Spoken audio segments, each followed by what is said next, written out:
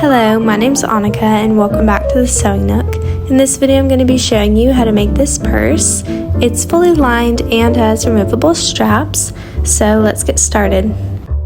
From some main material, you're going to need 2 squares that measure 9 by 9 inches, 4 rectangles that measure 3 by 9 inches, 2 rectangles that measure 2 by 11 inches, 1 long rectangle that measures 2 by 42 inches, and 2 little rectangles that measure 2.5 by 3 inches.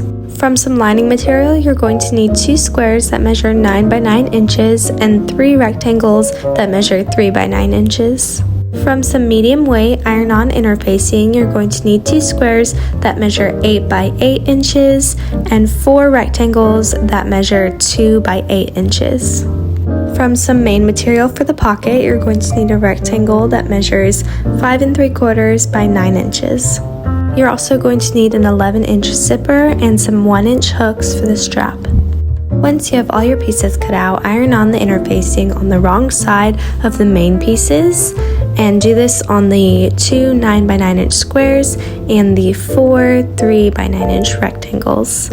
Then serge across the top of the pocket. Fold and press that serged edge towards the wrong side of the material and then sew it down. Fold it in half and then draw a line down the middle. Also, I'm using a different pen, and this one comes off whenever you iron it, so you won't be seeing me using water, but if you're using a water-soluble pen, make sure you get rid of the marks when we're all done with the bag. With one of the main squares facing right sides up, place the pocket right sides facing up, and then baste along the sides, and then sew that line in the middle. When you're sewing the middle line, make sure you start at the bottom. Then take one of the 4 rectangles that measures 3 by 9 inches and cut it in half lengthwise. Serge on both of the longer sides. Then take your 11-inch zipper and cut just before the metal stoppers on both sides. Serge along the shorter ends of the rectangle as well. Then fold the shorter ends that we just serged towards the wrong side and give it a press. With right sides together, place one of the serged edge of those rectangles onto the zipper and then sew it down, making sure that it's in the middle of the zipper. Fold it open and give it a press, and then repeat for the other side. Then give it a top stitch starting on the shorter ends and then going across the zipper and then ending at that shorter edge. Give it a press and then take one of the squares that measures 2.5 by 3 inches and fold the side that's 2.5 inches towards the wrong side about 1/4 inch. Then fold it in half right sides together and stitch across the sides. Trim the edges and then turn it right side out. Now we're going to place them on the ends of the zipper so that the zipper doesn't come off. So I decided to take my zipper off so that the zipper was closed and then reattach it on the other side. And then this way both ends of the zipper are closed and make it easier to attach them. Once you've done that, place one of your end pieces on the end of the zipper and sew it down. Next, take the other 3 rectangles that are 3 by 9 inches and place 2 of them right sides together and then sew along the shorter edge and then repeat for a 3rd one. Once you've sewn those together, press the seams open. Place it right sides together with one of your main pieces, starting at the side, going around the bottom and then ending at the side. Once you have all that in place, sew it together using 1/4 inch seam allowance. Once you've done that, repeat for the other main piece.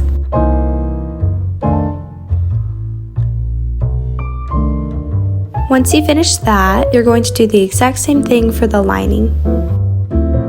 Then take one of the 2 by 2 inch squares and fold it in half right sides together and sew along the side. Trim the edges and then turn it right side out. Take one of the hoops and place that piece inside of it. Fold it in half and then sew as close to the hoop as you can. Repeat for the other one and then take one of the 2 by 11 inch rectangles and fold it in half right sides together and then sew it down. Give it a press and turn it right side out. Top stitch on both sides.